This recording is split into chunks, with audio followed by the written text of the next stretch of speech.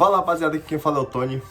Hoje a gente vai falar um pouquinho sobre uma fala muito importante do Ronaldo Fenômeno no Charla Podcast, que diz muito sobre a situação do Brasil, não só da CBF, mas também como um todo.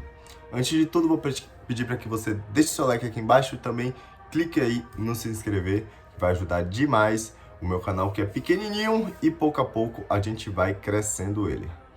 Rapaziada, eu nem quero falar sobre isso, mas é absurdo. Absurdo quando você vê o Fenômeno falando as coisas que ele falou no Charla Podcast. E quem não assistiu, tem que assistir. Ali é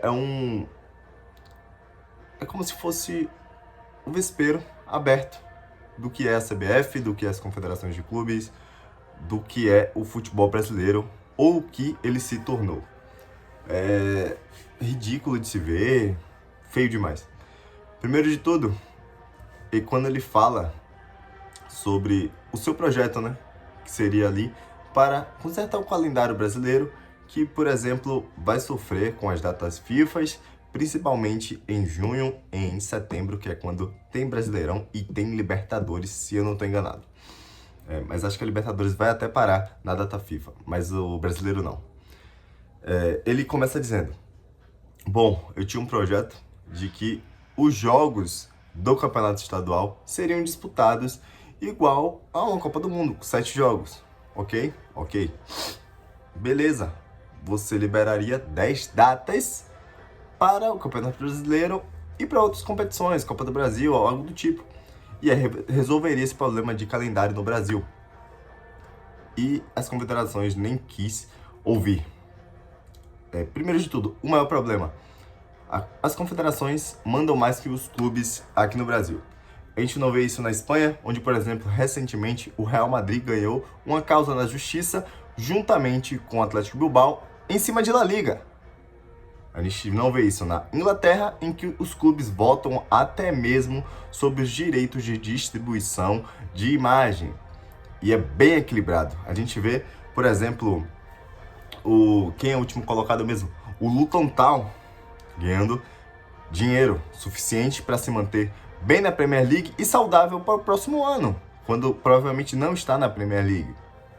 A gente vê o Wolverhampton, que é um time, beleza, você pode me falar que injetaram dinheiro nele, mas quando você pega ali o caixa que entra no time, é um bom dinheiro.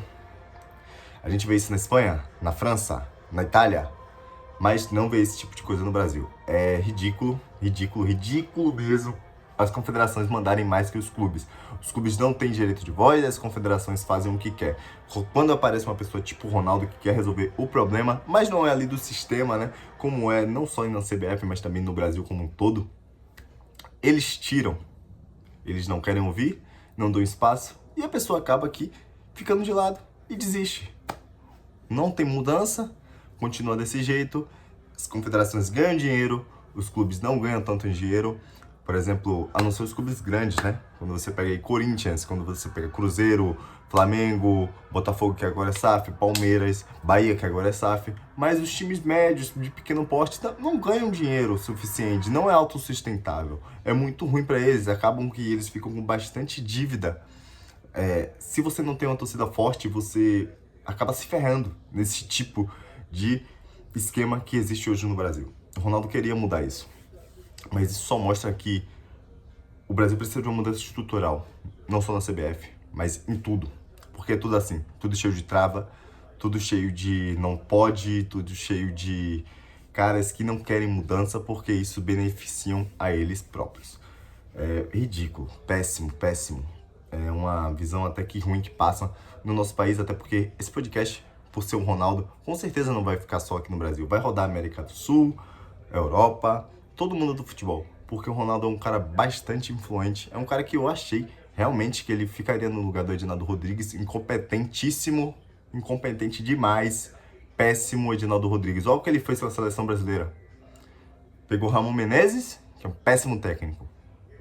Aí depois ele vai lá e pega o Fernando Diniz, enquanto trabalhava no Fluminense, e bota pra ele trabalhar no Fluminense e junto com a seleção brasileira. Qual a chance disso dar certo? Zero, né?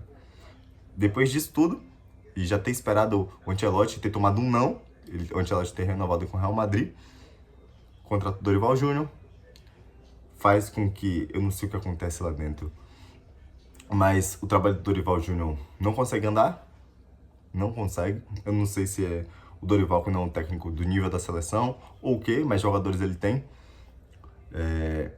Não chama alguns jogadores, isso é no mínimo estranho. Todo mundo já se fala dessa máfia aí que se tem no futebol, de casas de apostas, de também marcas que patrocinam, e a seleção brasileira escancara isso, escancara o que é o futebol brasileiro. Um time que joga mal, uma seleção que joga mal, uma seleção desorganizada e uma seleção que é extremamente bagunçada por debaixo dos panos, né?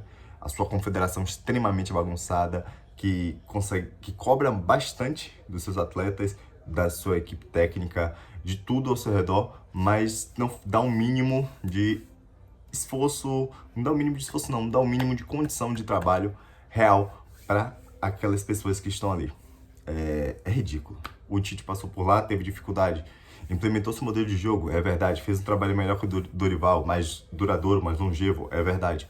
Porém, a gente não vê evolução nenhuma. O Filipão, antes do Tite, a gente vê que evolução. A gente vê ali uma maneira de resgatar algo que foi campeão lá em 2002, mas a gente vê seleções evoluindo, como a Argentina, que saiu do buraco. A gente vê, deixa eu ver mais, a Alemanha com Julian Nagelsmann. A gente vê a Itália com o Luciano Spalletti subindo de nível, mesmo que tomou um pau aí da Alemanha, né? Tomou um 2-1 da Alemanha. Mas a gente vê outras seleções subindo de nível e o Brasil estagnado e piorando. O Brasil joga mal, o Brasil não tem organização, o Brasil não tem nada de interessante. Isso tá cada dia mais evidente e cada dia pior. O Fenômeno fala também que ele vai trazer uma... Se ele consegue a cadeira de presidência da CBF, ele leva o Carlo Ancelotti pra lá. Óbvio que ele leva. Ele tem influência, que é importantíssimo. Ele tem contato, que é importantíssimo. E ele tem respeito de clubes a mundo afora aí. Real Madrid, Barcelona, Inter de Milão.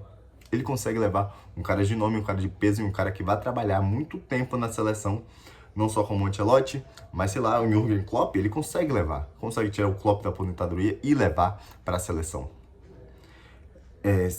Joachim Löw, que tá aí sem clube desde quando saiu da seleção alemã, ele consegue levar. É uma pena que a gente tem que se submeter a esse tipo de coisa, a ver esse tipo de coisa e não ter mudança nenhuma. O futebol brasileiro tá ficando para trás em termos de investimento real. São empresas privadas que entram e financiam esse investimento, porque a CBF não financia nada. Nada, em nenhum esporte. Isso é péssimo.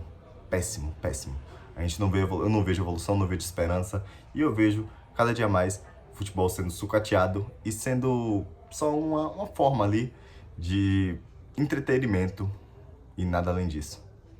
Nada além disso. A CBF tem um projeto de nada com a seleção, com os clubes, e as confederações têm um projeto de minar a confiança que os clubes têm nela e também o que era para ser uma confederação, que era para lutar pelos direitos dos clubes e também pelos benefícios que o clube teria com a CBF. Mas isso não existe no Brasil, isso não acontece, é ridículo. Enfim, vamos ver o que acontece. Eu acho que o Ronaldo não vai conseguir a presidência da CBF, mesmo sendo um cara muito bom, na minha opinião. Ele foi um bom gestor do Cruzeiro, tá? A torcida não gosta dele, porque ele tirou meio mundo de coisa lá do Cruzeiro. Pode falar o que for, mas ele limpou o Cruzeiro de dentro. Isso daí foi importantíssimo. E ele faria o mesmo na CBF. E também na seleção brasileira, né? Porque a gente precisa. Mas enfim, se você assistiu esse vídeo até aqui, deixa seu like, se inscreve aqui embaixo. Tamo junto e até a próxima.